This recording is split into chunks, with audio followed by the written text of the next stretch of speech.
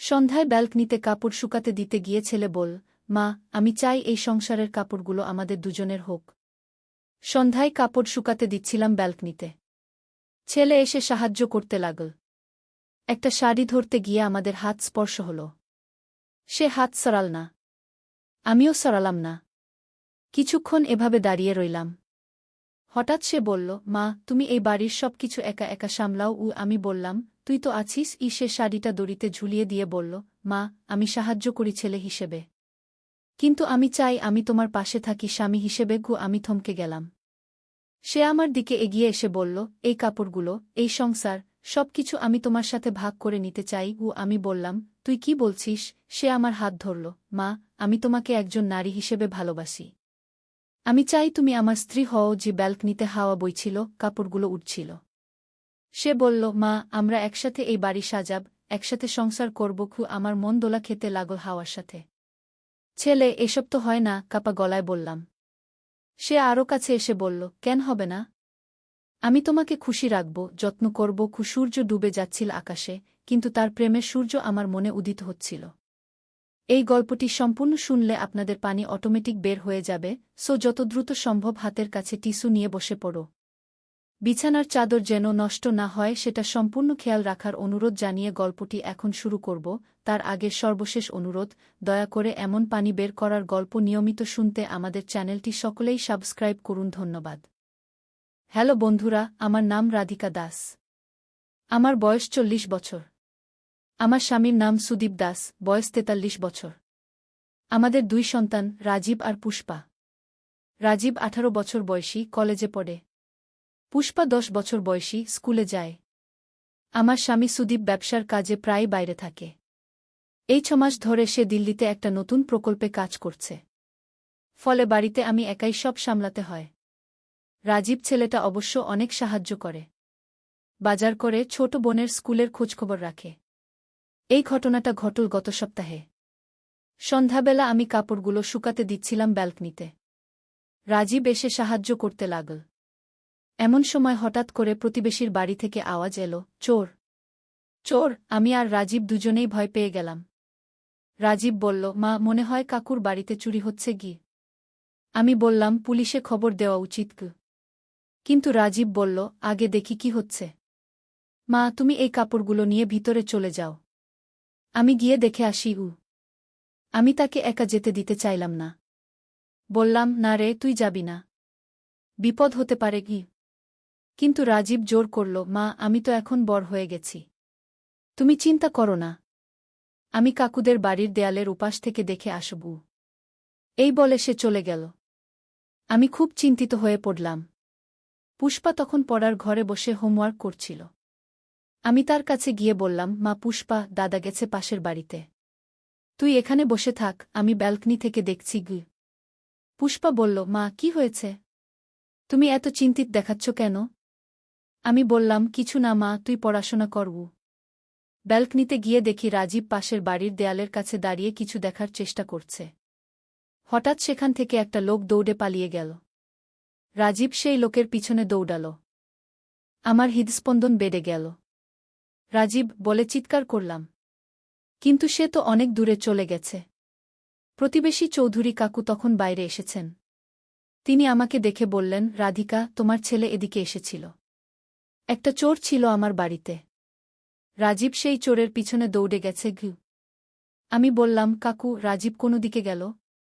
ওই যে রেল স্টেশনের দিকে। আমি আর দাঁড়িয়ে থাকতে পারলাম না। পুষ্পাকে বললাম, মা, তুই বাড়িতে থাক, দরজা বন্ধ করে রাখিস, আমি এখনই আসছি। পুষ্পা কান্না শুরু করল, মা, তুমি কোথায় যাচ্ছ? আমি একা ভয় পাচ্ছি।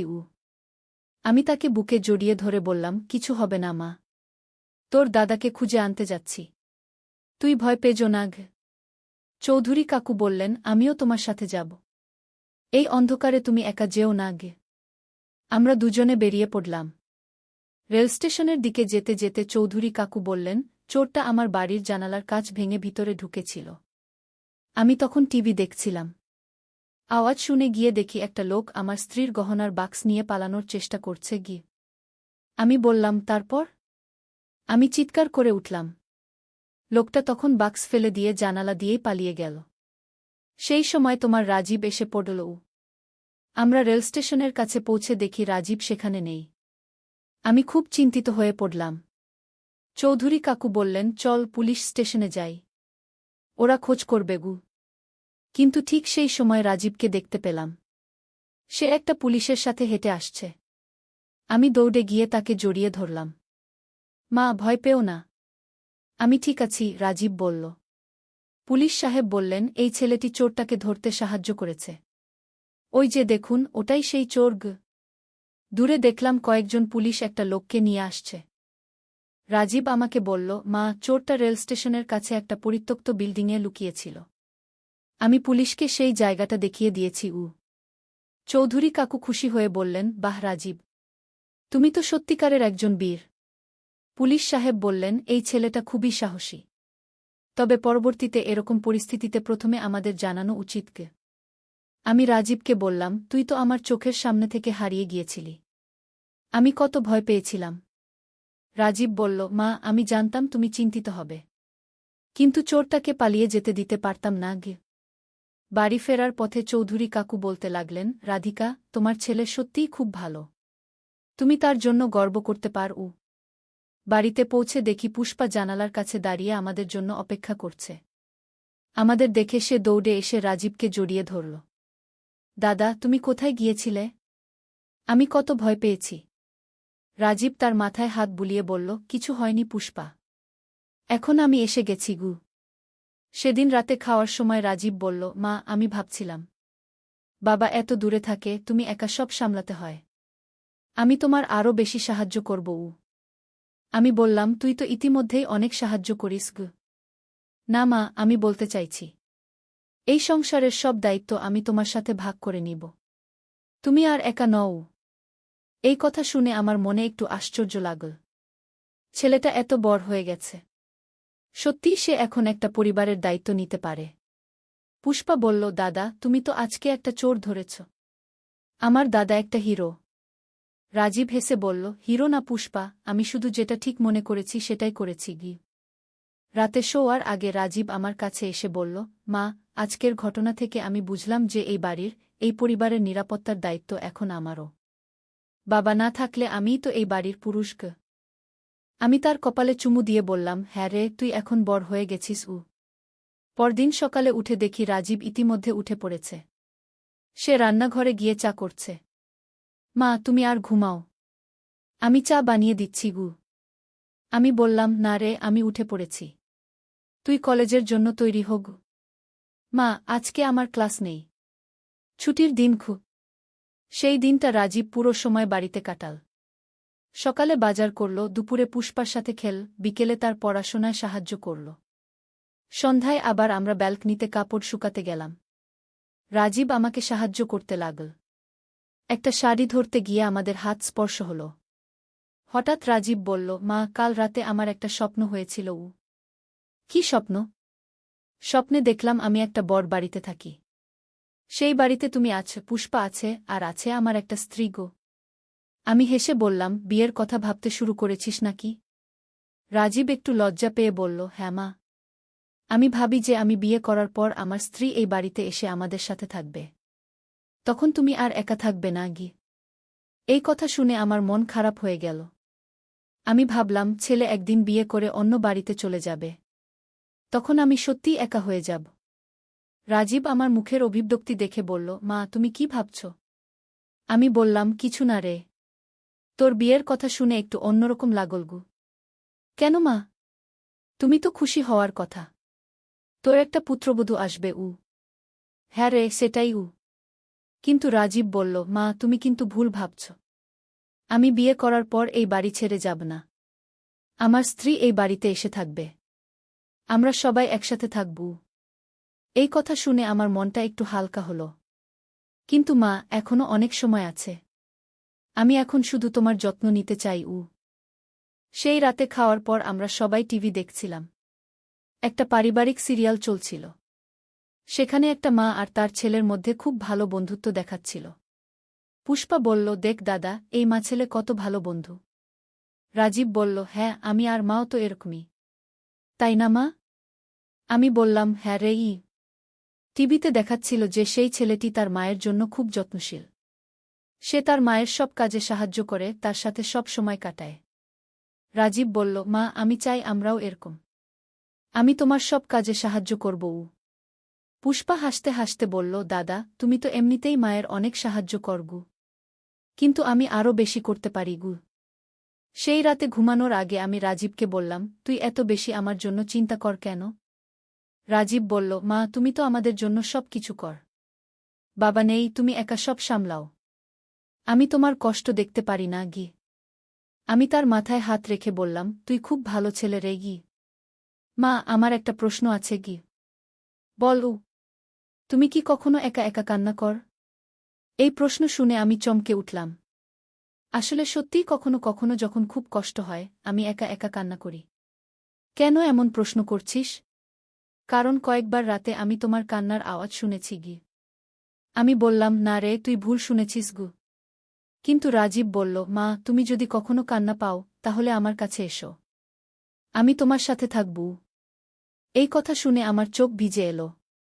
আমি ভাবলাম, ছেলেটা সত্যিই কত বুদ্ধিমান আর ভালোবাসার।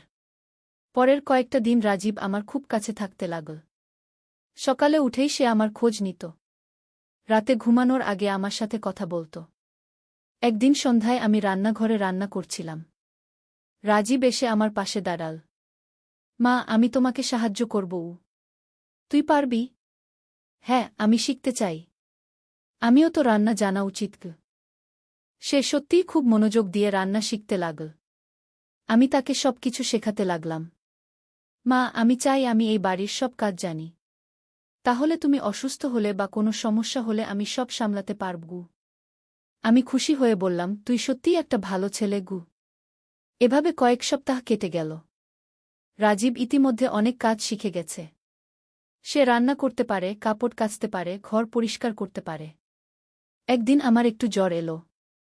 রাজীব সারাদিন আমার সেবা করল। সে আমার জন্য খাবার বানাল, ওষুধ দিল, আমার পাশে বসে থাকল। পুষ্পা স্কুল থেকে এসে বলল, দাদা, তুমি তো এক্কেবারে একজন নার্সের মতো মায়ের সেবা করছ। রাজীব হেসে বলল, মা অসুস্থ থাকলে আমি কি করে চুপচাপ থাকতে পারি? সেদিন রাতে আমার জ্বর আরও বেড়ে গেল। রাজীব সারারাত আমার পাশে জেগে থাকল। বারবার আমার কপালে হাত দিয়ে দেখছিল। মা, তোমার খুব জ্বর, ডাক্তার ডাকব? আমি বললাম, না রে, সকাল পর্যন্ত অপেক্ষা করি। তুই ঘুমিয়ে পড়গো। কিন্তু রাজীব বলল, আমি তোমার পাশেই থাকব।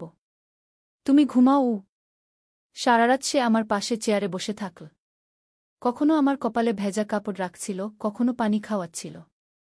সকালে উঠে দেখি আমার জ্বর অনেকটা কমে গেছে। রাজীব তখনও জেগে আছে। তুই সারারাত ঘুমাসনি? মা, তুমি অসুস্থ। আমি কি করে ঘুমাতে পারি? আমার চোখ ভিজে এলো। এমন একটা ছেলে পেয়েছি যে আমার জন্য রাতে ঘুমায় না। দুপুরের দিকে আমি অনেক ভালো হয়ে গেলাম।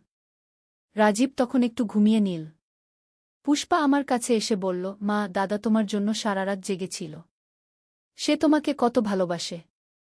আমি বললাম, হ্যাঁ মা, তোর দাদা খুব ভালো। সন্ধ্যায় রাজীব উঠে আমার কাছে এলো। মা, তুমি কেমন লাগছে এখন? অনেক ভালো। তোর যত্নে আমি সুস্থ হয়ে গেছি গু। রাজীব বলল, মা, আমি একটা কথা বলবো। বল। আমি ভাবছিলাম, আমি যদি এই বাড়িতেই থেকে যাই। মানে বিয়ে করার পরও? আমি অবাক হয়ে বললাম, কেন রে? কারণ তুমি একা থাকবে। বাবা তো বেশিরভাগ সময় বাইরে থাকে। পুষ্পাও একদিন বিয়ে করে চলে যাবে। তখন তুমি একেবারে একা হয়ে যাবে গু। আমি বললাম, এসব নিয়ে তুই এখনই চিন্তা করিস না গু। কিন্তু রাজীব বলল, না মা, আমি এখনই ঠিক করে রাখতে চাই।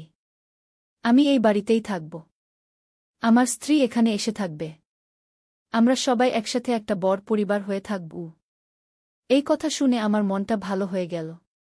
আসলে আমি সত্যিই ভয় পেতাম যে ছেলে বড় হয়ে আমাকে ছেড়ে চলে যাবে। কিন্তু তোর স্ত্রী রাজি হবে? আমি এমন একটা মেয়েকে বিয়ে করব যে আমার মাকে ভালোবাসবে, যে এই বাড়িতে এসে খুশিতে থাকবে গি। আমি তার মাথায় হাত বুলিয়ে দিলাম। তুই সত্যিই একটা ভালো ছেলে গু। সেই রাতে খাওয়ার সময় পুষ্পা বলল, দাদা, তুমি আমাদের সাথেই থাকবে? চলে যাবে না? রাজীব বলল, না পুষ্পা, আমি কোথাও যাব না। আমি এই বাড়িতেই থাকব। তাহলে তো খুব ভালো। আমরা সবাই একসাথে থাকব। খাওয়ার পর আমরা বারান্দায় বসে গল্প করছিলাম। রাজীব বলল, মা, আমি একটা প্ল্যান করেছি। কি প্ল্যান? আমি চাই এই বাড়িটা আরও সুন্দর করে সাজাতে। নতুন ফার্নিচার আনব, দেয়ালে সুন্দর পেইন্টিং লাগাবগু। পুষ্পা হাততালি দিয়ে বলল, বাহ দাদা! তাহলে আমাদের বাড়ি একেবারে রাজবাড়ির মতো হয়ে যাবে। আমি বললাম, এত টাকা কোথায় পাবি? রাজীব বলল, আমি পার্ট টাইম কাজ করব। কলেজের পড়াশোনার পাশাপাশি টিউশনি করব। আমি বললাম, তোর পড়াশোনার ক্ষতি হবে না তো? না মা, আমি সব সামলাতে পারব। সত্যিই পরের সপ্তাহ থেকে রাজীব কয়েকটা বাচ্চাকে টিউশনি পড়ানো শুরু করল। সন্ধ্যায় 2 ঘণ্টা সে টিউশনি করত। প্রথম মাসেই সে বেশ ভালো টাকা আয় করল। সেই টাকা দিয়ে সে বাড়ির জন্য কিছু জিনিস কিন। একদিন সে বাজার থেকে সুন্দর একটা ফুলদানি নিয়ে এলো। মা, এটা কেমন লাগছে? আমি বললাম, খুব সুন্দর। কিন্তু এত দামি জিনিস কেনার কি দরকার? মা, আমি চাই আমাদের বাড়ি সুন্দর হোক। যখন কেউ আসবে তখন যেন বলে, বাহ, কি সুন্দর বাড়ি। পুষ্পা বলল, দাদা ঠিকই বলেছে। আমাদের বাড়ি এখন আগের চেয়ে অনেক সুন্দর লাগছে গিউ। সত্যি রাজীব একটু একটু করে বাড়িটা খুব সুন্দর করে সাজাচ্ছিল। এক সন্ধ্যায় আমরা বারান্দায় বসে আছি। হঠাৎ রাজীব বলল, মা, আমার কলেজে একটা মেয়ে আছে গিউ। আমি চমকে উঠলাম। মানে? মানে? সে আমার সাথে ভালো ব্যবহার করে। আমিও তাকে পছন্দ করি গি। পুষ্পা হেসে বলল, দাদার গার্লফ্রেন্ড? রাজীব লজ্জা পেয়ে বলল, চুপ কর পুষ্পাগু। আমি বললাম, তার নাম কি? প্রিয়াঙ্কা। সে আমার সাথেই পড়ে গু। কেমন মেজে? খুব ভালো। সে খুব পড়াশোনা করে। আর পরিবারকে খুব ভালোবাসে উ। আমি বললাম, তুই তার বাবা মায়ের সাথে পরিচয় করিয়েছিস? এখনও না। কিন্তু আমি চাই তুমি তার সাথে দেখা করগু। এই কথা শুনে আমার মনে একটু খারাপ লাগল। আমি ভাবলাম, এখনই তো ছেলের মনে অন্য মেয়ের জায়গা হয়ে গেল। রাজীব আমার মুখের অভিব্যক্তি দেখে বলল, মা, তুমি চিন্তিত হচ্ছ কেন? আমি তো বলেছি আমি এই বাড়িতেই থাকব। আমি বললাম, না রে, আমি চিন্তিত নই গু। মা, প্রিয়াঙ্কা খুব ভালো মেয়ে। সে তোমাকে খুব ভালোবাসবে উ। পুষ্পা বলল, দাদা, তুমি তাকে আমাদের বাড়িতে নিয়ে আসবে? হ্যাঁ, একদিন নিয়ে আসবু। সেই রাতে আমার ঘুম আসছিল না। আমি ভাবছিলাম রাজীবের বিয়ের কথা। সত্যি একদিন সে বিয়ে করবে। তখন তার স্ত্রী এই বাড়িতে আসবে। পরদিন সকালে রাজীব আমার কাছে এসে বলল, মা, তুমি কি রাতে ঘুমাতে পারনি? কেন এমন মনে হচ্ছে? তোমার চোখ লাল হয়ে আছে কি? আমি বললাম, কিছু না, একটু মাথাব্যথা ছিল উ। রাজীব বলল, মা, তুমি প্রিয়াঙ্কার কথা নিয়ে চিন্তিত হচ্ছ? আমি বললাম, না রেহি। কিন্তু রাজীব বলল, মা, আমি জানি তুমি চিন্তিত। কিন্তু তুমি জানো তো আমি তোমাকে কত ভালোবাসি। প্রিয়াঙ্কা এলেও সেই ভালোবাসা কমবে না গে। এই কথা শুনে আমার মনটা একটু হালকা হল। মা, আমি চাই তুমি প্রিয়াঙ্কার সাথে দেখা কর। তাহলে তুমি বুঝবে যে সে কত ভালো মেয়ে কি। আমি বললাম, ঠিক আছে, তুই ওকে একদিন বাড়িতে নিয়ে আয়। সেই সপ্তাহের শুক্রবার রাজীব প্রিয়াঙ্কাকে বাড়িতে নিয়ে এলো। মেয়েটা সত্যিই খুব সুন্দর আর ভদ্র। সে আমাকে দেখে প্রণাম করল। বলল, আন্টি, আমি প্রিয়াঙ্কা গি। আমি তাকে বসতে দিলাম। চা নাস্তা দিলাম। পুষ্পা তার সাথে খুব ভাব করে ফেল। সে বলল, দিদি, তুমি খুব সুন্দর। প্রিয়াঙ্কা হেসে বলল, তুমিও খুব সুন্দর পুষ্পাগু। আমি প্রিয়াঙ্কাকে কিছু প্রশ্ন করলাম। তার পড়াশোনার কথা, পরিবারের কথা জানতে চাইলাম। সে খুব ভালো করে সব উত্তর দিল। আমি বুঝতে পারলাম যে মেয়েটা সত্যিই ভালো। প্রিয়াঙ্কা চলে যাওয়ার পর রাজীব আমাকে জিজ্ঞেস করল, মা, কেমন লাগল প্রিয়াঙ্কাকে? আমি বললাম, ভালো মেয়ে। তোর পছন্দ ভালো উ। রাজীব খুশি হয়ে বলল, তাহলে তুমি আমাদের বিয়েতে রাজি? আমি বললাম, তুমি যখন বর হয়ে যাবে তখন দেখা যাবে উ। সেই রাত থেকে রাজীব আরও বেশি করে আমার যত্ন নিতে লাগল। মনে হচ্ছিল যেন সে প্রমাণ করতে চায় যে প্রিয়াঙ্কা এলেও আমার জন্য তার ভালোবাসা কমবে না। একদিন সন্ধ্যায় আমরা আবার ব্যালকনিতে কাপড় শুকাতে গেলাম। রাজীব আমাকে সাহায্য করতে লাগল। মা, আমি তোমাকে একটা কথা বলবো। বল উ। প্রিয়াঙ্কা বলেছে যে সে তোমাকে খুব পছন্দ করেছে। সে বলেছে যে তুমি তার মায়ের মতো উ। আমি বললাম, সে ভালো মেয়ে কি। মা, সে আরও বলেছে যে বিয়ের পর সে তোমার সব কাজে সাহায্য করবে। তোমাকে কখনো একা রাখবে না গি। এই কথা শুনে আমার মনটা ভালো হয়ে গেল। রাজীব বলল, মা, আমরা একসাথে এই বাড়ি সাজাব। তুমি, আমি, প্রিয়াঙ্কা আর পুষ্পা। আমাদের একটা সুখের পরিবার হবে। আমি বললাম, হ্যাঁ রে। মা, আর একটা কথা। আমি আর প্রিয়াঙ্কা ঠিক করেছি যে আমাদের বাচ্চারা তোমাকে দাদি না বলে মা বলবে। কারণ তুমিই তো তাদের আসল মা হবে গু। এই কথা শুনে আমার চোখ ভিজে এলো। আমি ভাবলাম, এমন একটা ছেলে পেয়েছি যে আমাকে কখনো একা রাখবে না। সূর্য ডুবে যাচ্ছিল আকাশে। আমি আর রাজীব কাপড় শুকিয়ে ভিতরে আসলাম। সেই রাতে ঘুমানোর আগে রাজীব আমার কাছে এসে বলল, মা, আমি তোমাকে প্রতিজ্ঞা করছি যে আমি সারা জীবন তোমার যত্ন নেব। তোমাকে কখনো একা রাখব না গি। আমি তার কপালে চুমু দিয়ে বললাম, তুই আমার সবচেয়ে বড় সম্পদ গো। এভাবেই আমার জীবনে একটা নতুন অধ্যায় শুরু হল। রাজীব আর প্রিয়াঙ্কার সাথে আমি একটা সুখের স্বপ্ন দেখতে লাগলাম। যেখানে আমি একা নই, যেখানে আমার চারপাশে ভালোবাসা আর যত্ন। তারপর একদিন সুদীপ দিল্লি থেকে ফিরে এলো। সে রাজীবের পরিবর্তন দেখে খুব খুশি হল। রাজীব, তুই তো অনেক বুদ্ধিমান হয়ে গেছিস। মায়ের এত যত্ন নিচ্ছিস। রাজীব বলল, বাবা, মা আমাদের সবার জন্য কত কষ্ট করে। আমি তার সেই কষ্ট কমাতে চাই। সুদীপ আমাকে বলল, রাধিকা, আমাদের ছেলে সত্যিই বড় হয়ে গেছে গিউ। আমি বললাম, হ্যাঁ, সে এখন একজন দায়িত্বশীল মানুষ গো। সুদীপ রাজীবের প্রিয়াঙ্কার কথা শুনে খুব খুশি হল। সে বলল, মেয়েটাকে আমিও দেখব। পরের সপ্তাহে প্রিয়াঙ্কা আবার এলো। এবার তার বাবা মাও এসেছিল। আমরা সবাই মিলে তাদের সাথে দেখা করলাম। প্রিয়াঙ্কার বাবা মা খুব ভালো মানুষ। তারাও চায় যে প্রিয়াঙ্কা আমাদের বাড়িতে এসে থাকুক। প্রিয়াঙ্কার মা আমাকে বলল, আপনার ছেলে খুব ভালো। প্রিয়াঙ্কা তার কথা সব সময় বলে। আমি বললাম, আপনার মেয়েও খুব ভালো। সেদিন সবাই মিলে ঠিক করলাম যে রাজীব আর প্রিয়াঙ্কার বিয়ে আগামী বছর হবে। সেই রাতে রাজীব আমার কাছে এসে বলল, মা, এখন তুমি খুশি? আমি বললাম, হ্যাঁ রে, খুব খুশি গু। মা, আমি জানি তুমি প্রথমে একটু চিন্তিত ছিলে। কিন্তু এখন তুমি দেখছ যে আমার বিয়ে হলেও আমি তোমার থেকে দূরে যাব না গে। আমি তার হাত ধরে বললাম, তুই সত্যিই একটা ভালো ছেলে। আমি তোর জন্য গর্ব করি গু। মা, আগামী বছর প্রিয়াঙ্কা এই বাড়িতে এসে থাকবে। তখন তোমার একটা মেয়ে হবে গু। আমি বললাম, হ্যাঁ, আমি তার অপেক্ষায় আছি। এভাবেই আমার জীবনের একটা সুন্দর পর্ব শুরু হল। যেখানে আমি আর একা নই। যেখানে আমার চারপাশে পরিবার, ভালোবাসা আর যত্ন। আর রাজীব? সে এখনও প্রতিদিন আমার যত্ন নেয়া। প্রিয়াঙ্কার সাথে পরিচয়ের পরেও সে আমার জন্য সময় কাটায়। আমার সাথে কথা বলে, আমার সব কাজে সাহায্য করে। আমি বুঝে গেছি যে রাজীব যখন বলেছিল এই সংসারের কাপড়গুলো আমাদের দুজনের হোক, তার মানে ছিল সে চায় এই পরিবারের সব দায়িত্ব আমার সাথে ভাগ করে নিতে। সে চেয়েছিল আমাকে একা রাখতে নয়, বরং আমার পাশে একজন দায়িত্বশীল ছেলে হিসেবে থাকতে। আর আজ যখন আমি এই গল্পটা বলছি, তখন রাজীব আর প্রিয়াঙ্কার বিয়ে হয়ে গেছে। প্রিয়াঙ্কা এই বাড়িতে এসেছে। সে সত্যিই আমার মেয়ের মতো। আর এইভাবেই আমার জীবনের সবচেয়ে সুন্দর অধ্যায়টি শুরু হয়েছিল একটি সন্ধ্যায়, ব্যালকনিতে, কাপড় শুকানোর সময়। যখন আমার ছেলে আমাকে বলেছিল যে সে এই সংসারের সব দায়িত্ব আমার সাথে ভাগ করে নিতে চায়। নদীর ধারে সেই গা। প্রথম অধ্যায়, শুরুজাত। পদ্মা নদীর ধারে একটা ছোট্ট গ্রাম ছিল, নাম তার রূপসী গ্রাম। গ্রামের নাম শুনলেই মনে হতো কত সুন্দর হবে।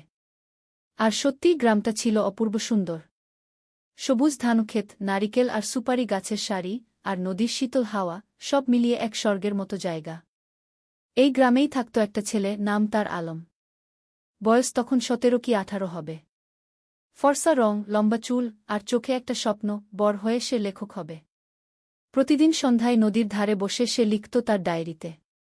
কখনো কবিতা, কখনো গল্প, কখনো শুধু মনের কথা। আলমের বাবা মোক্তার সাহেব ছিলেন গ্রামের স্কুলের প্রধান শিক্ষক। মা রহিমা বেগম ছিলেন একজন নরম মনের মহিলা, যিনি সবসময় সবার জন্য রান্না করতেন। তাদের ছোট্ট টিনের চালের বাড়িটা ছিল গ্রামের মাঝখানে। আলমের একটা ছোট বোন ছিল, সামিয়া। বয়স তার 10 বছর। চঞ্চল, দুষ্টু, কিন্তু খুব মিষ্টি। সে সবসময় ভাইয়ের পিছন পিছন ঘুরত। ভাইয়া, আমাকে নিয়ে চলো না। এই ছিল তার প্রিয় সংলাপ। দ্বিতীয় অধ্যায়, নতুন প্রতিবেশী। একদিন গ্রামে নতুন একটা পরিবার এলো। তারা ঢাকা থেকে এসেছিল। বাবা একজন সরকারি চাকরিজীবী, বদলি হয়ে এই উপজেলায় এসেছেন। তাদের সাথে ছিল একটা মেয়ে, নাম তার তানিয়া। তানিয়া ছিল আলমের সমবয়সী। লম্বা চুল, বড় বড় চোখ, আর মুখে সবসময় একটা হাসি। সে ছিল খুবই পড়ুয়া। বই পড়তে তার খুব ভালো লাগত। প্রথম দিন যখন সে গ্রামের স্কুলে ভর্তি হল, তখন সবাই অবাক হয়ে তাকে দেখছিল। শহুরে মেয়ে, কিন্তু কোনো অহংকার নেই। আলম আর তানিয়ার প্রথম দেখা হয়েছিল স্কুলের লাইব্রেরিতে। দুজনেই একই বই খুঁজছিল, রবীন্দ্রনাথের গোরা গু। তুমিও রবীন্দ্রনাথ পড়ো? আলম জিজ্ঞেস করেছিল। হ্যাঁ, আমার খুব প্রিয়। তুমি? তানিয়া হেসে জবাব দিয়েছিল। সেই থেকে তাদের বন্ধুত্ব শুরু।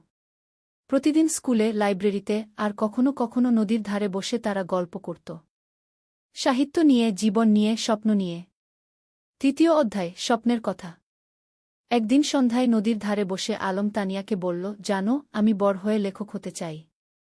এমন গল্প লিখব যেগুলো মানুষের মন ছুঁয়ে যাবে গু। তানিয়া মৃদু হেসে বলল, তুমি পারবে। তোমার লেখার হাত খুব ভালো।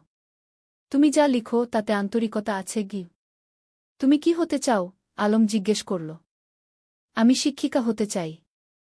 গ্রামের মেয়েদের পড়াতে চাই। দেখো না, এখানে কত মেয়ে স্কুলেই যায় না। আমি চাই সবাই পড়াশোনা করুক।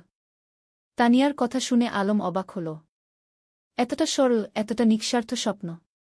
তুমি সত্যিই অসাধারণ, আলম বলল। তানিয়া লজ্জা পেয়ে বলল, আরে না, আমি সাধারণ। তবে হ্যাঁ, আমি মানুষের জন্য কিছু করতে চাই। সেদিন থেকে আলমের মনে তানিয়ার জন্য একটা বিশেষ জায়গা তৈরি হল।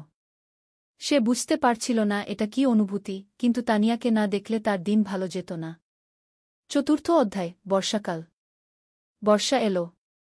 পদ্মা নদী ফুলে ফেপে উঠল। চারিদিকে পানি আর পানি। স্কুল বন্ধ হয়ে গেল। বৃষ্টি থামার নাম নেই। একদিন সন্ধ্যায় আলম দেখল তানিয়া তাদের বাড়ির সামনে দাঁড়িয়ে আছে, ভিজে একদম। কি হয়েছে? এভাবে বৃষ্টিতে ভিজে আসলে কেন? আলম চিন্তিত হয়ে জিজ্ঞেস করল। আমার বই। আমার প্রিয় বইটা। আমি নদীর ধারে রেখে এসেছিলাম। পানিতে ভেসে যাবে কি? তানিয়া কাঁদো কাঁদো স্বরে বলল। আলম কিছু না ভেবে ছাতা নিয়ে বেরিয়ে পড়ল। বৃষ্টি তখন মুষলধারে পড়ছে। সে নদীর ধারে গিয়ে দেখল তানিয়ার বইটা একটা পাথরের নিচে চাপা পড়ে আছে, কিন্তু পানি প্রায় সেখানে পৌঁছে গেছে। সে দ্রুত বইটা তুলে নিল। সৌভাগ্যবশত বইটা পুরোপুরি ভিজেনি। সে তার শার্টের ভিতরে বইটা লুকিয়ে বাড়ি ফিরল। তানিয়া যখন বইটা পেল, তার চোখে পানি এসে গেল। তুমি এতটা করলে আমার জন্য? তুমি আমার বন্ধু। বন্ধুর জন্য এটুকু তো করাই যায়, আলম হেসে বলল। সেদিন থেকে তানিয়াও বুঝতে পারল, আলম তার কাছে শুধু একজন বন্ধু নয়, আরও বেশি কিছু। পঞ্চম অধ্যায়, গ্রামের মেলা। শরৎকাল এলো। গ্রামে বড় মেলা বসল। নৌকা বাইচ, পুতুল নাচ, জারি গান, কত কিছু। সারা গ্রামে উৎসবের আমেজ। আলম আর তানিয়া একসাথে মেলা ঘুরছিল। স্বামীও ছিল তাদের সাথে। সে দুষ্টুমি করে বলল, ভাইজা, তানিয়া আপু তোমার বউ হবে? আলম আর তানিয়া দুজনেই লজ্জা পেয়ে গেল। আলম স্বামীয়াকে বকা দিল, কিন্তু মনে মনে সে ভাবছিল, সত্যিই তো, তানিয়াকে ছাড়া তার জীবন অসম্পূর্ণ মনে হয়। মেলায় একটা পুতুলের দোকানে তানিয়া একটা সুন্দর পুতুল দেখে মুগ্ধ হয়ে গেল। কিন্তু দাম শুনে হতাশ হল, 50 টাকা। তার কাছে এত টাকা ছিল না। আলম চুপি চুপি পুতুলটা কিনে নিল। মেলা শেষে যখন বাড়ি ফিরছিল, তখন সে তানিয়াকে পুতুলটা দিল। এটা তুমি আমার জন্য? তানিয়া অবাক হয়ে বলল। তুমি যেটা চেয়েছিলে সেটা তোমার হওয়া উচিত কি? আলম মৃদু হেসে বলল। তানিয়া পুতুলটা বুকে জড়িয়ে ধরল। ধন্যবাদ, আলম। তুমি সত্যিই খুব ভালো। সেদিন রাতে আলম তার ডায়েরিতে লিখল, আজ আমি বুঝেছি ভালোবাসা কাকে বলে। যাকে দেখলে বুক ভরে যায়, যার জন্য নিজের সবকিছু দিয়ে দিতে ইচ্ছা করে, সেই তো ভালোবাসা। ষষ্ঠ অধ্যায়, সংকট। কিন্তু জীবন তো সবসময় সুখের থাকে না। একদিন আলমের বাবা হঠাৎ অসুস্থ হয়ে পড়লেন। ডাক্তার বলল তাকে ঢাকায় নিয়ে যেতে হবে ভালো চিকিৎসার জন্য। আলম দুশ্চিন্তায় পড়ে গেল। ঢাকায় যেতে হলে অনেক টাকা লাগবে। তাদের পরিবার তো সচ্ছল নয়। তানিয়া যখন এ খবর পেল, সে তার বাবাকে বলল। তানিয়ার বাবা একজন ভালো মানুষ ছিলেন। তিনি আলমের বাবার চিকিৎসার জন্য টাকা দিতে রাজি হলেন। না না, এভাবে আমরা নিতে পারব না, মোক্তার সাহেব বললেন। আপনি আমার মেয়ের শিক্ষকের বাবা। আমার দায়িত্ব আপনার সেবা করা, তানিয়ার বাবা বললেন। শেষ পর্যন্ত আলমের বাবাকে ঢাকায় নিয়ে যাওয়া হল। আলম আর তার মা তার সাথে গেল। সামিয়া থেকে গেল গ্রামে তানিয়াদের বাড়িতে। ঢাকায় থাকতে হল প্রায় 1 মাস। সেই 1 মাস আলম প্রতিদিন তানিয়াকে চিঠি লিখত। মোবাইল ফোন তো তখন সবার ছিল না। চিঠি ছিল যোগাযোগের মাধ্যম। তানিয়াও প্রতিদিন চিঠির অপেক্ষায় থাকত। আলমের চিঠি পড়ে সে বুঝতে পারত আলম কতটা কষ্টে আছে, কতটা দুশ্চিন্তায় আছে। সে নিজেও আলমের জন্য দোয়া করত। 7ম অধ্যায়, ফিরে আসা। অবশেষে মোক্তার সাহেব সুস্থ হয়ে উঠলেন। ডাক্তার বললেন এখন তিনি বাড়ি যেতে পারবেন। কিন্তু সতর্ক থাকতে হবে। যেদিন আলম গ্রামে ফিরল সেদিন পুরো গ্রাম খুশিতে আত্মহারা। সবাই মোক্তার সাহেবকে দেখতে এলো। তানিয়াও এলো সামিয়াকে নিয়ে। আলম তানিয়াকে দেখে বলল, তোমার চিঠিগুলো আমাকে শক্তি দিয়েছে। ঢাকায় যখন খুব কষ্ট লাগত তখন তোমার চিঠি পড়ে আবার ভালো লাগত। আমি জানতাম তুমি ফিরে আসবে। আমি বিশ্বাস রাখিনি, হারাইনি, তানিয়া মৃদু হেসে বলল। সেদিন বিকেলে নদীর ধারে বসে আলম তানিয়াকে বলল, তানিয়া, আমি তোমাকে কিছু বলতে চাই। বলো, তানিয়া বলল। আমি তোমাকে ভালোবাসি। ঢাকায় থাকার সময় প্রতিটা মুহূর্তে তোমার কথা মনে পড়েছে। তুমি ছাড়া আমার জীবন অর্থহীন। তানিয়া কিছুক্ষণ চুপ করে রইল। তারপর বলল, আমিও তোমাকে ভালোবাসি আলম। কিন্তু আমরা এখনো ছোট। আমাদের পড়াশোনা শেষ করতে হবে, নিজেদের প্রতিষ্ঠিত করতে হবে। তারপর আমরা একসাথে থাকব। আলম তার কথা শেষ করল। হ্যাঁ, একসাথে থাকব, তানিয়া হেসে মাথা নাড়ল। 8ম অধ্যায়, সময়ের পরীক্ষা। পরের কয়েক বছর দ্রুত কেটে গেল। আলম আর তানিয়া দুজনেই খুব ভালো ছাত্র ছিল। এসএসসি পরীক্ষায় দুজনেই জিপিএ 5 পেল।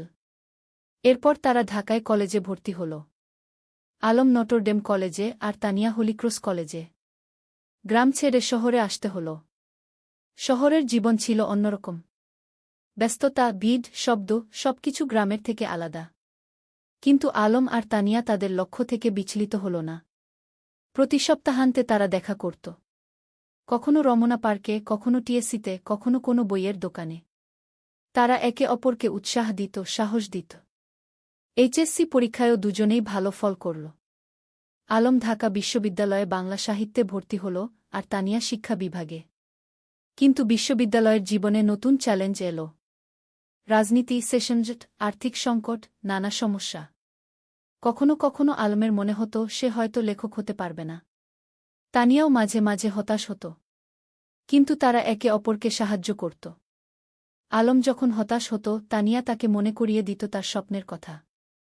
তানিয়া যখন ভেঙে পড়ত আলম তাকে শক্তি যোগাত। 9ম অধ্যায়, স্বপ্ন পূরণের পথে। স্নাতক শেষ করার পর আলম একটা পত্রিকায় চাকরি পেল। সাংবাদিক হিসেবে। বেতন খুব বেশি না, কিন্তু লেখার সুযোগ ছিল। সে ফিচার লিখত, গল্প লিখত। তানিয়া একটা স্কুলে শিক্ষিকা হিসেবে যোগ দিল। তার স্বপ্ন ছিল গ্রামে ফিরে যাওয়া, কিন্তু সে জানত এখনও সময় হয়নি। আগে অভিজ্ঞতা অর্জন করতে হবে। একদিন আলম একটা প্রকাশনা সংস্থায় তার লেখা গল্পের পাণ্ডুলিপি জমা দিল।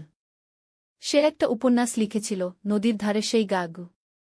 এটা ছিল তাদের নিজেদের গল্প, তাদের গ্রামের গল্প। কয়েক মাস পর প্রকাশক ফোন করলেন। আপনার বই আমরা প্রকাশ করতে চাই। গল্পটা খুব সুন্দর, আবেগময়। আলম বিশ্বাস করতে পারছিল না। তার স্বপ্ন সত্যি হচ্ছে। সে প্রথমেই তানিয়াকে খবরটা দিল। আমি জানতাম তুমি পারবে। তুমি তো সত্যিই লেখক। তানিয়া খুশিতে আটখানা। বইটা প্রকাশিত হওয়ার পর বেশ সাড়া পড়ে গেল। পাঠকরা ভালো সাড়া দিল। সমালোচকরাও প্রশংসা করল। 10ম অধ্যায়, ঘরে ফেরা। 5 বছর পর আলম আর তানিয়া সিদ্ধান্ত নিল তারা গ্রামে ফিরে যাবে। ঢাকায় তারা যা অর্জন করতে চেয়েছিল তা করেছে। এখন সময় এসেছে নিজেদের শেকডে ফিরে যাওয়ার। তারা বিয়ে করল। সাদামাটা অনুষ্ঠান, কিন্তু পূর্ণ আন্তরিকতায়। পুরো গ্রাম এসেছিল তাদের বিয়েতে। তোমরা আমাদের গর্ব, মোক্তার সাহেব আবেগে বললেন। বিয়ের পর তারা গ্রামেই থেকে গেল। আলম লেখালেখি চালিয়ে গেল। সে গ্রামের গল্প লিখত, সাধারণ মানুষের গল্প। তার বই পরপর সফল হতে লাগল। তানিয়া গ্রামে একটা স্কুল খুল বিনামূল্যে গরিব মেয়েদের পড়াতে লাগল। সে তার স্বপ্ন পূরণ করছিল। একাদশ অধ্যায়, নতুন প্রজন্ম। 3 বছর পর তাদের একটা মেয়ে হল। নাম রাখল রূপা। ছোট্ট, ফুটফুটে, ঠিক যেন তানিয়ার মতো। রূপা বড় হতে লাগল গ্রামের মুক্ত পরিবেশে। নদীর ধারে খেলা, মাঠে দৌড়ানো, গাছে চড়া, সবকিছু। আলম তাকে গল্প শোনাত, তানিয়া তাকে পড়াত। একদিন রূপা জিজ্ঞেস করল, বাবা, তুমি আর মা কিভাবে পরিচিত হলে? আলম হেসে বলল, সেটা একটা লম্বা গল্প মা। একদিন তোমাকে পুরো গল্প শোনাব গু। এখন শোনাও না, রূপা জেদ করল। আলম তানিয়ার দিকে তাকাল। তানিয়া হেসে মাথা নাড়ল। ঠিক আছে, শোনো তাহলে। অনেক বছর আগে এই নদীর ধারে 2টো ছেলে মেয়ে পরিচিত হয়েছিল। দ্বাদশ অধ্যায়, পূর্ণতা। বছর কেটে গেল। আলমের বই এখন দেশজুড়ে জনপ্রিয়। সে একজন প্রতিষ্ঠিত লেখক। কিন্তু খ্যাতি তাকে বদলায়নি। সে এখনও সেই সরল, বিনলি আলম। তানিয়ার স্কুল এখন বড় হয়েছে। শত শত মেয়ে সেখানে পড়ছে। অনেকে এখন কলেজে, বিশ্ববিদ্যালয়ে। তানিয়া তাদের সবার কাছে একজন আদর্শ। একদিন সন্ধ্যায় নদীর ধারে বসে আলম তানিয়াকে বলল, তুমি জানো, এই জায়গাটাই আমার সবচেয়ে প্রিয়। এখানেই আমরা প্রথম একসাথে বসেছিলাম, স্বপ্নের কথা বলেছিলাম গ। আর এখন সেই স্বপ্ন পূরণ হয়েছে, তানিয়া বলল। শুধু পূরণই না, আরও বেশি কিছু পেয়েছি। তোমাকে পেয়েছি, রূপাকে পেয়েছি, এই সুন্দর জীবনটা পেয়েছি গ। রূপা তখন দৌড়ে এসে তাদের কোলে বসল। বাবা, আমি বড় হয়ে তোমার মতো লেখক হব। আলম হেসে মেয়ের মাথায় হাত বুলিয়ে দিল। তুমি যা হতে চাও, তাই হবে মা। আমরা তোমার পাশে আছি। সূর্য তখন অস্ত যাচ্ছে নদীর ওপারে। লালকমলা আকাশ, নদীর শীতল বাতাস, আর পরিবারের উষ্ণতা, এর চেয়ে সুন্দর আর কি হতে পারে? ত্রয়োদশ অধ্যায়, গ্রামের উন্নয়ন। আলম আর তানিয়া শুধু নিজেদের নিয়েই ব্যস্ত ছিল না, তারা পুরো গ্রামের উন্নয়ন নিয়ে ভাবত। আলম তার লেখালেখি থেকে যা আয় করত, তার একটা অংশ গ্রামের উন্নয়নে ব্যয় করত। তারা গ্রামে একটা লাইব্রেরি খুল, হাজার হাজার বই নিয়ে। গ্রামের যে কেউ এসে বই পড়তে পারত। ছোট ছেলেমেয়েরা বিকেলে এসে বই পড়ত, গল্প শুনত। জ্ঞানী শক্তি, আলম সবসময় বলত, আমরা যদি আমাদের নতুন প্রজন্মকে শিক্ষিত করতে পারি, তাহলে গ্রাম এমনিতেই উন্নত হবে গ। তানিয়া তার স্কুলে শুধু পড়াশোনাই শেখাত না, জীবন দক্ষতাও শেখাত। মেয়েদের শেখাত কিভাবে আত্মবিশ্বাসী হতে হয়, কিভাবে নিজের মতামত প্রকাশ করতে হয়, কিভাবে স্বাবলম্বী হতে হয়। শিক্ষা মানে শুধু বই পড়া নয়, তানিয়া বলত। শিক্ষা মানে জীবনকে বুঝতে শেখা, মানুষ হয়ে ওঠা। গ্রামের মানুষ তাদের এই প্রচেষ্টায় খুব খুশি ছিল। যারা আগে মেয়েদের স্কুলে পাঠাতে চাইত না, তারাও এখন পাঠাতে শুরু করেছে। একদিন গ্রামের প্রবীণ হাজী সাহেব আলমকে বললেন, বাবা, তোমরা আমাদের গ্রামের জন্য যা করছ, সেটা আল্লাহ কবুল করুন। তোমরা না থাকলে আমাদের গ্রাম এখনও অন্ধকারেই থাকত। আলম বিনয়ের সাথে বলল, চাচা, আমরা তো এই গ্রামেরই সন্তান। আমাদের দায়িত্ব এই গ্রামের সেবা করা গ।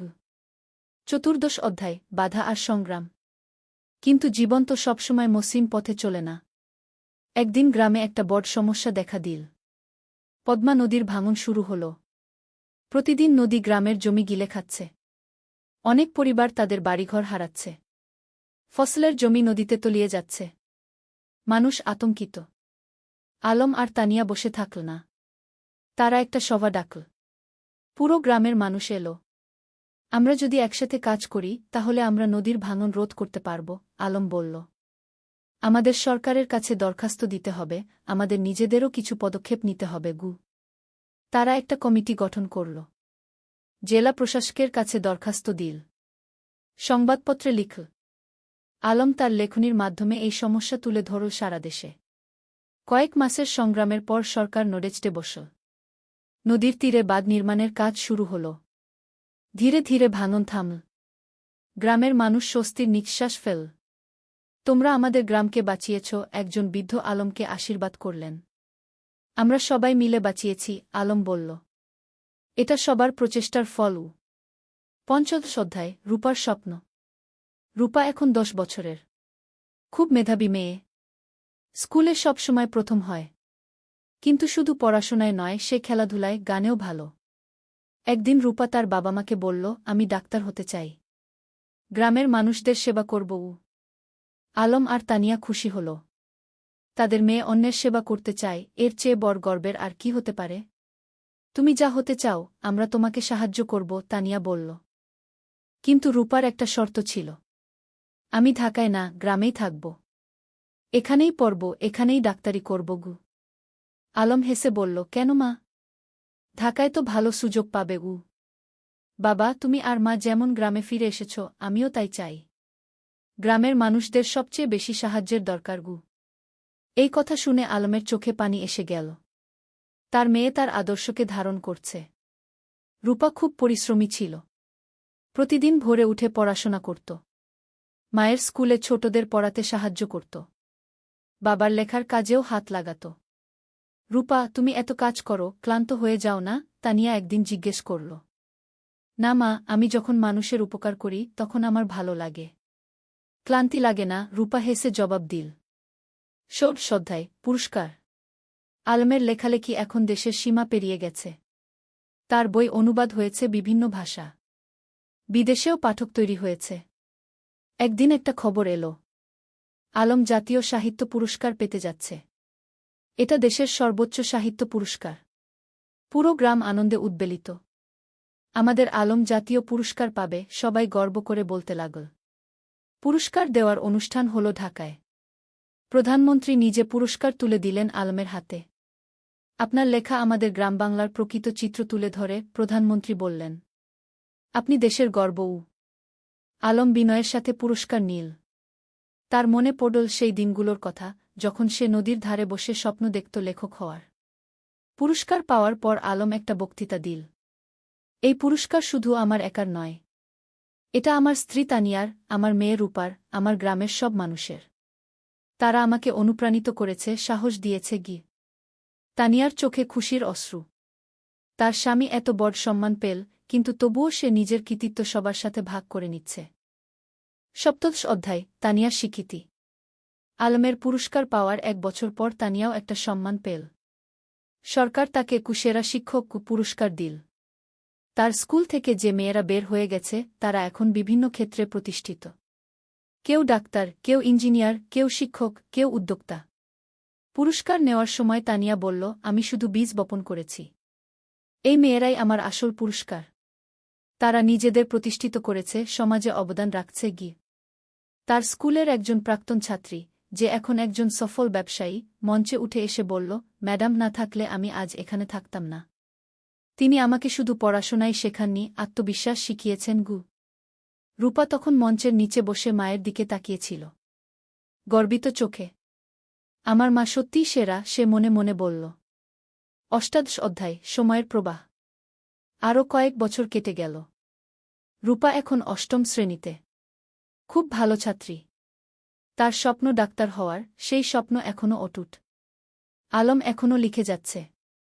তার নতুন একটা উপন্যাস বের হল, জোছনা রাতের স্বপ্ন। এটাও বেশ জনপ্রিয় হল। তানিয়ার স্কুল এখন অনেক বড়। 300 জন ছাত্রী, 10 জন শিক্ষক, একটা পূর্ণাঙ্গ শিক্ষা প্রতিষ্ঠান। গ্রামটাও অনেক বদলে গেছে। এখন পাকা রাস্তা, বিদ্যুৎ, স্বাস্থ্যকেন্দ্র, সবকিছু আছে। কিন্তু গ্রামের আত্মা, সেই সারল্য, সেই ভালোবাসা, সেটা আছে অক্ষুণ্ণ। একদিন সন্ধ্যায় পুরো পরিবার নদীর ধারে বসেছিল। আলম, তানিয়া, রূপা আর শামিয়া। শামিয়া এখন বিবাহিত, তার একটা ছেলে আছে। ভাইয়া, মনে আছে যখন আমি ছোট ছিলাম, তুমি আর ভাবি এখানে বসে গল্প করতে? শামিয়া হেসে বলল।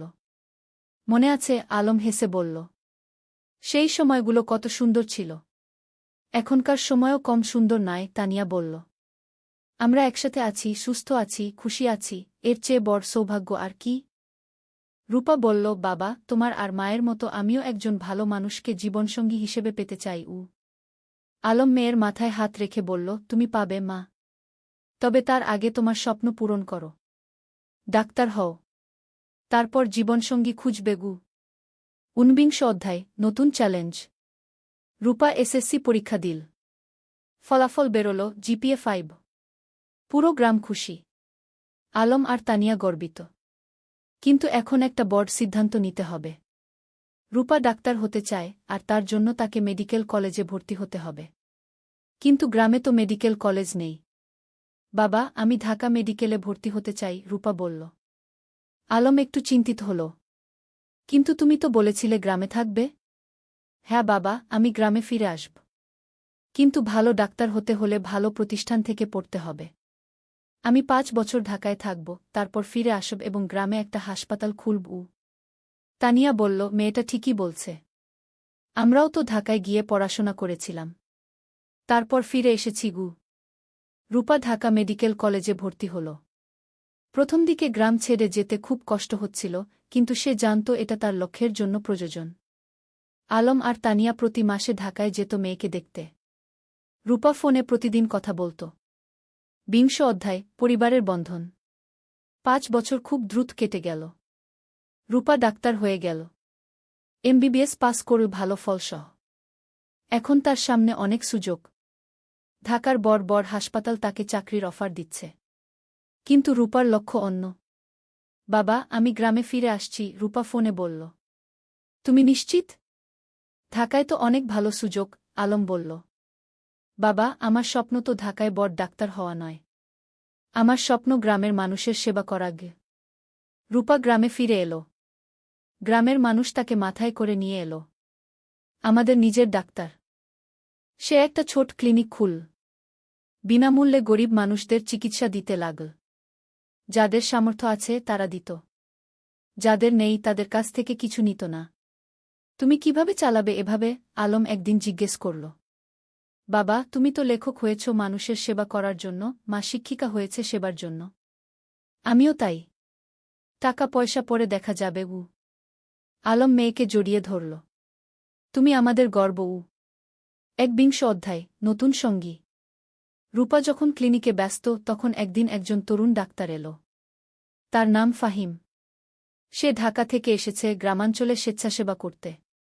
ফাহিম আর রূপা একসাথে কাজ করতে লাগল। দুজনেই একই স্বপ্ন দেখে, গ্রামের মানুষের সেবা করা। ধীরে ধীরে তাদের মধ্যে বন্ধুত্ব হল। তারপর সেই বন্ধুত্ব ভালোবাসায় রূপান্তরিত হল। একদিন ফাহিম আলমের কাছে এলো। চাচা, আমি রূপাকে বিয়ে করতে চাই। আলম হেসে বলল, তুমি কি রূপাকে জিজ্ঞেস করেছ? হ্যাঁ, সে রাজি, ফাহিম লজ্জা পেয়ে বলল। তানিয়া খুশিতে আটখানা। আমার মেয়ে একজন ভালো মানুষ পেয়েছে গিয়ে। রূপা আর ফাহিমের বিয়ে হল। সাদামাটা কিন্তু আন্তরিক অনুষ্ঠান। পুরো গ্রাম এসেছিল। বিয়ের পর তারা দুজন মিলে ক্লিনিক চালাতে লাগল। তারা স্বপ্ন দেখে গ্রামে একটা বড় হাসপাতাল করার। 20 অধ্যায়, 3 প্রজন্ম। 2 বছর পর রূপার একটা ছেলে হল। নাম রাখল আয়ান। আলম আর তানিয়া দাদা-দাদি হল। দেখো আমাদের নাতি, আলম আবেগে বলল। তানিয়া শিশুটিকে কোলে নিয়ে বলল, এই শিশু আমাদের ভবিষ্যৎ। এর জন্যই তো আমরা এত কাজ করছি। এখন বাড়িতে 3 প্রজন্ম। আলমতানিয়া, রূপা, ফাহিম আর ছোট্ট আয়ান। প্রতিদিন সন্ধ্যায় তারা একসাথে বসে। আলম গল্প বলে, তানিয়া গান শোনায়, রূপা দিনের কাজের গল্প বলে। একদিন আয়ান যখন একটু বড় হল সে জিজ্ঞেস করল, দাদু তুমি কি করো? আলম হেসে বলল, আমি গল্প লিখি, নাতুগু। আমাকে একটা গল্প বলো না? ঠিক আছে, শোনো তাহলে। অনেক বছর আগে এই নদীর ধারে কে। আর এভাবেই চলতে থাকে জীবনের গল্প প্রজন্ম থেকে প্রজন্মে। 23 অধ্যায়, উত্তরাধিকার। আলম এখন 60 পেরিয়ে গেছে। চুলদাড়ি পেকে গেছে। কিন্তু লেখার হাত এখনও অক্ষুণ্ণ। সে এখনও প্রতিদিন লেখে। তানিয়াও এখন অবসর নিয়েছে স্কুল থেকে। কিন্তু মাঝে মাঝে যায় ছাত্রীদের সাথে দেখা করতে। একদিন আয়ান, যে এখন 5 বছরের, দাদুকে জিজ্ঞেস করল, দাদু তুমি কত বই লিখেছ? প্রায় 20টা, আলম বলল। আমিও বড় হয়ে লেখক হব, আয়ান বলল। রূপা হেসে বলল, তুমি যা হতে চাও তাই হবে গি। আলম নাতিকে কোলে নিয়ে বলল, লেখক হওয়া মানে শুধু বই লেখা নয় বাবা। লেখক হওয়া মানে মানুষের কথা বলা, সত্য বলা, ভালোবাসা ছড়িয়ে দেওয়া গি। আমি সব করব, আয়ান উৎসাহিত হয়ে বলল। তানিয়া নাতিকে আদর করে বলল, তুমি করবে, আমরা জানি গি। 24 অধ্যায়, গ্রামের হাসপাতাল। রূপা আর ফাহিমের স্বপ্ন ছিল গ্রামে একটা বড় হাসপাতাল খোলার। তারা কয়েক বছর ধরে টাকা জমিয়ে রাখছিল। আলমও তার রয়্যালটির একটা অংশ দিয়েছিল। অবশেষে সেই দিন এলো। তারা একটা 3 তলা হাসপাতাল তৈরি করল। নাম দিল রূপসী হাসপাতাল। উদ্বোধনের দিন পুরো জেলা থেকে মানুষ এলো। স্বাস্থ্যমন্ত্রী নিজে এসে উদ্বোধন করলেন। এই হাসপাতাল শুধু একটা স্বাস্থ্যসেবা কেন্দ্র নয়, মন্ত্রী বললেন। এটা একটা স্বপ্নের বাস্তবায়ন। ডা. রূপা আর ডা. ফাহিম যা করেছেন সেটা অনুকরণীয়। হাসপাতালে 10টা বেড, অপারেশন থিয়েটার, ল্যাবরেটরি, সবকিছু আছে। আর সবচেয়ে বড় কথা, গরিবদের জন্য বিনামূল্যে চিকিৎসার ব্যবস্থা। আলম গর্বে বুক ফুলিয়ে বলল, আমার মেয়ে যা করেছে আমি কলম দিয়ে তা করতে পারিনি। তুমি কলম দিয়ে মানুষের মন ছুঁয়েছ, আমি হাত দিয়ে মানুষের শরীর সারাচ্ছি। দুটোই সমান গুরুত্বপূর্ণ, রূপা বলল। 25 অধ্যায় প্রত্যাবর্তন। একদিন গ্রামে একটা আশ্চর্য ঘটনা ঘটল। যে ছেলেটা 30 বছর আগে গ্রাম ছেড়ে আমেরিকায় গিয়েছিল সে ফিরে এলো। তার নাম জামিল। সে আমেরিকায় একজন সফল ব্যবসায়ী। কিন্তু বয়স হয়েছে, এখন শেখদে ফিরতে চায়। জামিল আলমের সাথে দেখা করতে এলো। আমি তোমার বই পড়েছি আমেরিকায় বসে। সেই বই পড়ে আমার গ্রামের কথা মনে পড়ে গেল। তাই ফিরে এলাম। স্বাগতম, আলম হাসি মুখে বলল। জামিল বলল, আমি এই গ্রামের জন্য কিছু করতে চাই। তুমি কি পরামর্শ দাও? আলম ভাবল একটু। তারপর বলল, গ্রামে একটা কারিগরি প্রশিক্ষণ কেন্দ্র খোলো। যুবকদের হাতে কলমে কাজ শেখাও। তাহলে তারা চাকরি পাবে, স্বাবলম্বী হবে। জামিল খুশি হল। চমৎকার আইডিয়া। কয়েক মাসের মধ্যে একটা কারিগরি প্রশিক্ষণ কেন্দ্র খোলা হল। সেখানে ছেলেমেয়েরা কম্পিউটার, ইলেকট্রনিক্স, সেলাই, রান্না, নানা বিষয়ে প্রশিক্ষণ পেতে লাগল। এভাবে একে একে গ্রামে নতুন নতুন সুবিধা যুক্ত হতে লাগল। কেউ ফিরে এসে স্কুলে দান করল, কেউ রাস্তা বানিয়ে দিল, কেউ মসজিদ মন্দির সংস্কার করল। আলম দেখছিল আর ভাবছিল, একজন মানুষ যদি ভালো কাজ শুরু করে তাহলে সেটা অন্যদেরও অনুপ্রাণিত করে। কি 26 অধ্যায় পরবর্তী প্রজন্ম। আয়ান এখন 10 বছরের। খুব মেধাবী ছেলে। সে দাদুর কাছে বসে গল্প শোনে, দাদির কাছে থেকে জীবনের পাঠ নেয়। একদিন স্কুলে একটা রচনা প্রতিযোগিতা হল। বিষয় ছিল আমার স্বপ্নের বাংলাদেশ। আয়ান লিখল, আমার স্বপ্নের বাংলাদেশে সবাই শিক্ষিত হবে। কেউ অসুস্থ হলে চিকিৎসা পাবে। কেউ গরিব থাকবে না। সবাই একসাথে মিলেমিশে থাকবে। আমার দাদু বলেন, স্বপ্ন দেখতে হয় বড়, তারপর সেই স্বপ্ন পূরণের জন্য কাজ করতে হয়। আয়ান প্রথম হল। পুরস্কার পেল। আলম নাতির রচনা পড়ে চোখ ভিজিয়ে ফেল। আমাদের শিক্ষা বৃথা যায়নি। নতুন প্রজন্ম ঠিক পথে আছে। 27 অধ্যায় জীবনের সন্ধ্যা। আলম এখন 65 পেরিয়ে গেছে। শরীর একটু দুর্বল হয়ে এসেছে। কিন্তু মন এখনও তরুণ। একদিন ডাক্তার বলল, তার হার্টে সমস্যা আছে। বিশ্রাম নিতে হবে। রূপা খুব চিন্তিত। বাবা, তুমি এখন আর এত কাজ করবে না। বিশ্রাম নাও। কিন্তু আলম কি থেমে থাকার মানুষ? সে এখনও লেখে, মানুষের সাথে দেখা করে, গ্রামের উন্নয়নের কাজে যুক্ত থাকে। তানিয়া বলল, তুমি একটু শান্ত হও। আমরা এত কাজ করেছি, এখন পরের প্রজন্মকে দায়িত্ব দাও। তুমি ঠিক বলছ, আলম মেনে নিল। কিন্তু আমার একটা শেষ ইচ্ছা আছে। কি? তানিয়া জিজ্ঞেস করল। আমি আমাদের জীবনের গল্পটা লিখতে চাই। একটা আত্মজীবনী। যাতে পরের প্রজন্ম জানতে পারে আমরা কিভাবে স্বপ্ন দেখেছিলাম, কিভাবে সেই স্বপ্ন পূরণ করেছিলাম। তুমি লেখো, তানিয়া হেসে বলল। আমি তোমাকে সাহায্য করব। 28 অধ্যায় শেষ বই। পরের 6 মাস আলম লিখল তার জীবনের গল্প। নদীর ধারে সেই গা, একটি জীবন কথা কি নাম দিল। বইটাই ছিল তাদের প্রথম দেখা, প্রথম প্রেম, সংগ্রাম, সফলতা, ব্যর্থতা, সবকিছু। বই প্রকাশিত হওয়ার পর দেশজুড়ে সাড়া পড়ে গেল। মানুষ পড়ল আর অনুপ্রাণিত হল। একজন পাঠক চিঠি লিখল, আপনার বই পড়ে আমি বুঝেছি স্বপ্ন দেখা আর তা পূরণ করা সম্ভব। আমিও এখন আমার গ্রামে ফিরে যাব, কিছু করব। আলম এই চিঠি পড়ে খুশি হল। দেখো তানিয়া, আমাদের জীবন বৃথা যায়নি। আমরা মানুষকে অনুপ্রাণিত করতে পেরেছি। 29 অধ্যায় বিদায়। এক শীতের সকালে আলম ঘুম থেকে উঠল না। তার হার্ট অ্যাটাক হয়েছে। রূপা যতই চেষ্টা করল, কিছু করতে পারল না। আলম চলে গেল। পুরো গ্রাম শোকে মুহ্যমান। আমাদের আলম চলে গেল, সবাই কাঁদল। তানিয়া কান্নায় ভেঙে পড়ল। তুমি আমাকে একা ফেলে চলে গেলে? রূপা মাকে সান্ত্বনা দিল। মা, বাবা চলে যায়নি। তার লেখায় সে বেঁচে আছে। তার কাজে সে বেঁচে আছে।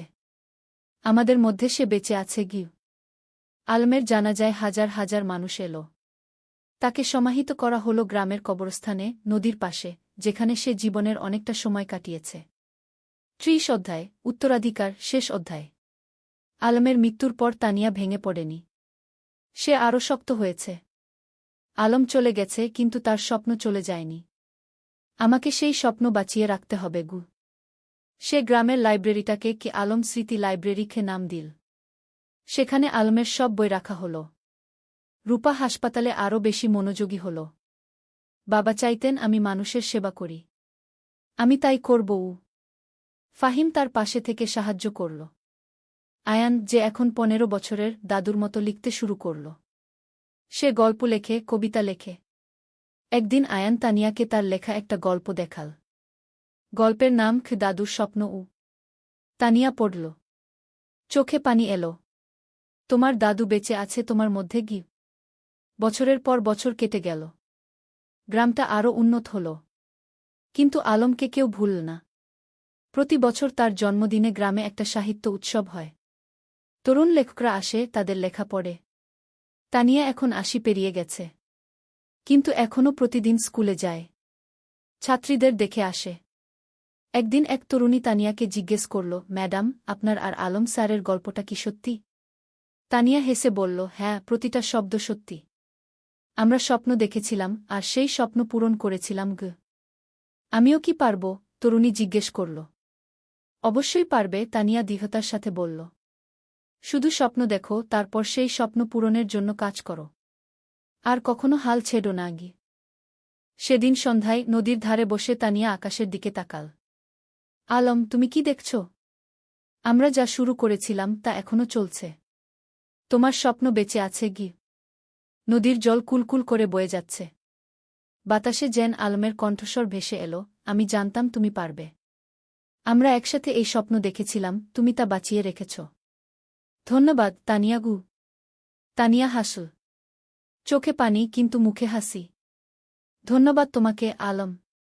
তুমি আমার জীবনকে অর্থবহ করেছিলে। সমাপ্তি। এই ছিল আলম আর তানিয়ার গল্প। দুটো সাধারণ মানুষ, যারা অসাধারণ স্বপ্ন দেখেছিল। আর সেই স্বপ্ন শুধু নিজেদের জন্যই ছিল না, ছিল সবার জন্য। আজও রূপসী গ্রামে যদি যাও, দেখবে আলম স্মৃতি লাইব্রেরি, তানিয়া বালিকা বিদ্যালয়, রূপসী হাসপাতাল, সবকিছু দাঁড়িয়ে আছে। এগুলো শুধু ভবন নয়, এগুলো স্বপ্নের বাস্তবায়ন। আর নদীর ধারে, যেখানে একদিন দুটো তরুণী বসে স্বপ্ন দেখেছিল, সেখানে এখন একটা ফলক লাগানো আছে।